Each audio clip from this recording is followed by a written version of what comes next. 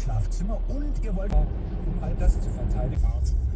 Gehört Sandra Herr, der Redaktion Manuel Zimmermann. Ito na ang boundary between Germany and Belgium. Wala ng checkpoint. Tagal na tinanggal. Pero paminsan-minsan may nag-control dito. Sa Germany na ako. Dito na, maganda na.